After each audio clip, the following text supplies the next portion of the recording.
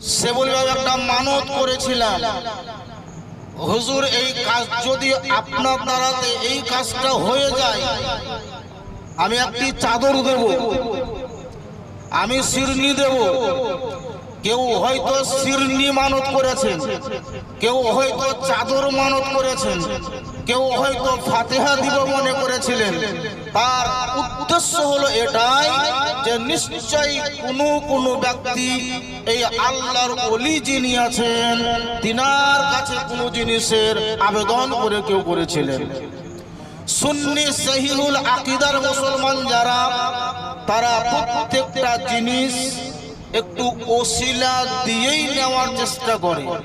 যার জন্য আমরা মাজারে যাই, বাজারে কম যাই, মাজারে গিয়ে একটু আবেদন করি, হুজুর আমি গুনহগার, আমার দোয়া কবুল নাও হতে পারে, আমি পাপী, আমার দোয়া কবুল নাও হতে পারে, তাই হুজুর আপনার কাছে এসেছি, একটু আপনি আমার জন্য দোয়া করেন, আমার এই কাজটা যেন হয়ে যায়।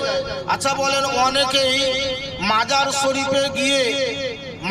শরীফে গিয়ে মাজারে মানত করা ব্যক্তি এখানে কেউ আছে না নাই যে হুজুর আমার এই কাজটা হয় না, একটু দোয়া করেন যেন কাজটা হয়ে যায়? অনেকে হয়তো বাচ্চা কাউরির হয় না, যার জন্য মাজারে গিয়ে একটু দুয়ার জন্য আবেদন করা হয়।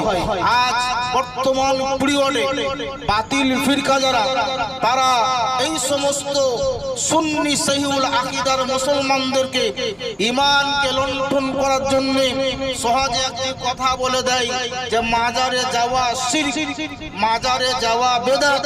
এই বেদাত আর শিরক শোনার পরে আমরা একদম ভিড়কে যাই। কোরআন শরীফ উঠান।